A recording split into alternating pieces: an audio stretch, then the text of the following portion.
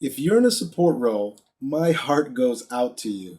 Have you ever gotten one of these phone calls? Hello. Yeah, it's me again.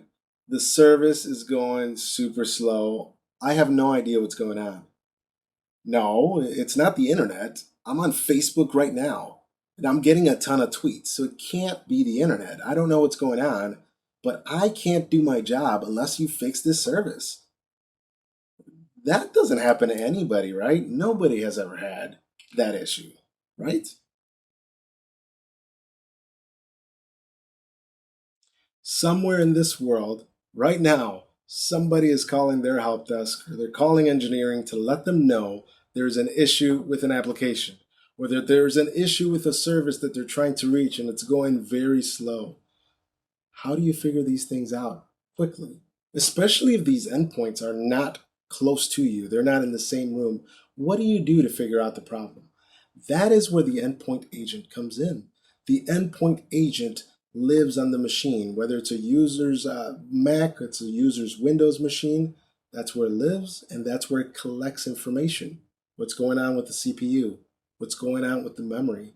What is the experience that the user has as they are navigating out into the internet to that SaaS application? The endpoint agent can give you this information. It can give you this information and it will help you determine what might be the cause of the issue. Perhaps the user is far away from their wireless router and they have a bad connection. And it comes down to that. They simply need to move closer to the router. Perhaps the router is 2 floors up. It happens. But how do you quickly determine these things? You can spend time on the phone asking questions, or you can take a look at what's going on with the ThousandEyes Endpoint Agent. It's another vantage point. We spoke about what's happening in the cloud with the cloud agents and that outside in perspective. We spoke about enterprise agents, perhaps sitting in a data center, giving you that information of what's happening going outbound or perhaps internally, east west. And now you have endpoint agents that sit on a machine, gathering data and giving you that information of what the experience is. These are all tools you can utilize, that support can utilize to figure out what are the issues that are happening.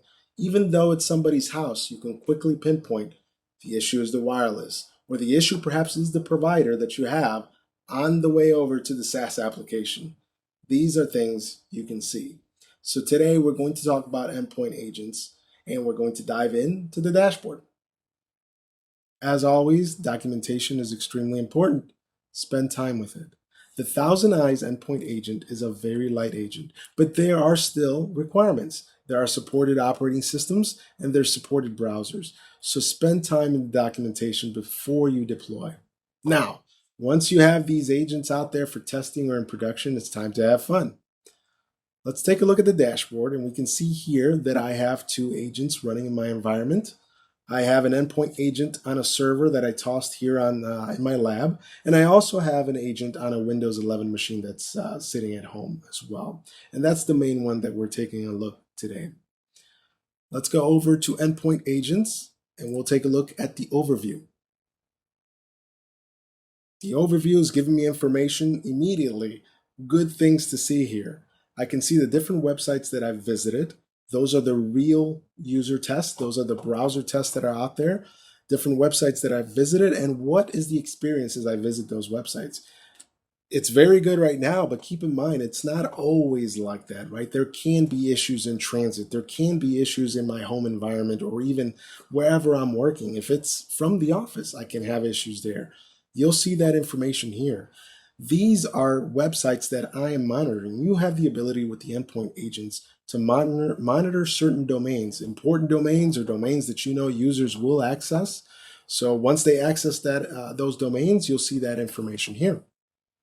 Just like the cloud agents and just like the enterprise agents, I have scheduled tests out there. I have a test to the blog. I'm taking a look at that HTTP information that's happening.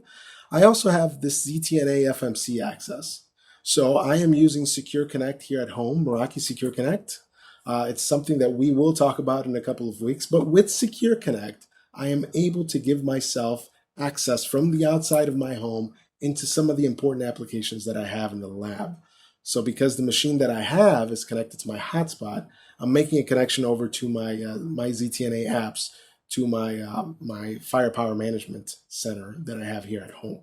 So this is showing me that the connectivity is good. I also have ICMP going to one of the umbrella IP addresses as a test.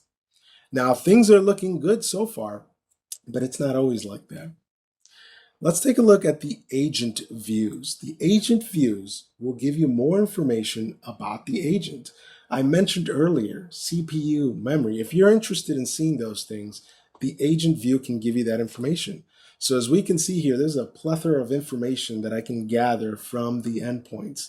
You can see the memory, the CPU, the signal quality, and you can see that over time, especially as they transition to different SSIDs, you can gather that information because again, if this user is calling you and they're having issues, this is valuable information to have at hand, especially when you're troubleshooting. You can see what's happening with the different tests.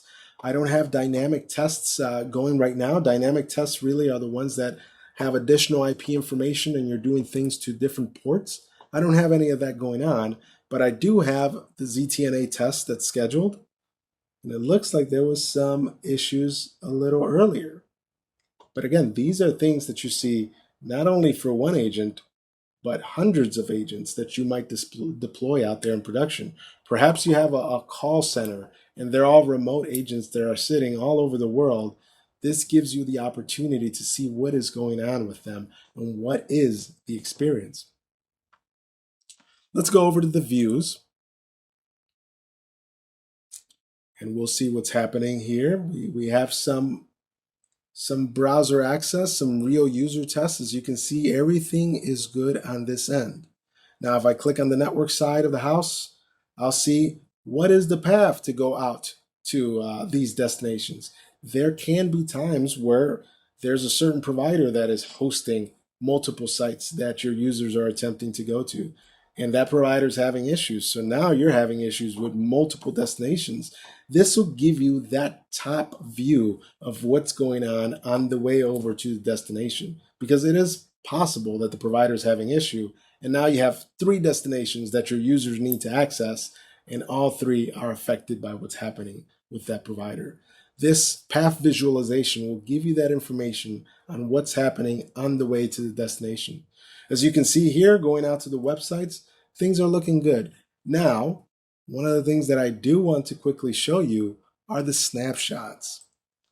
Last night, as I was testing things, my endpoint, my Windows 11 machine, was roaming around between my iPhone and the different SSIDs. I saved that as a snapshot. You have the ability to save a snapshot. So if you see something interesting, if you're troubleshooting, if you want to show a customer or a client what an issue was, you can save that and you can share it with people. You can share it with support. So I saved a snapshot of what was happening last night. We'll take a look at that. Well, and I called it endpoint roaming because the device was roaming around. As you can see here, I'm taking a look at the latency of what was happening. When it was connected to my DAVnet SSID, a little better latency, and then it started going up. So as you can see there, now I'm connected to my iPhone. So things are a little bit different on the way over to my ZTNA application that's hosted at Secure Connect, through Secure Connect at my house. Then we also see that there was an issue here. There's an error somewhere in between. As soon as I was on dguest, I wasn't able to do something. Let's take a look at that. Our favorite, DNS issues. So as you see there, this information is being put together. And if you do see something out there for your users, you can save that information and you can send it. But again, overall, the endpoint agent is there to give you information of what's happening with the endpoint. Because yes, you have the vantage point in the clouds. You have the vantage point internally in the network.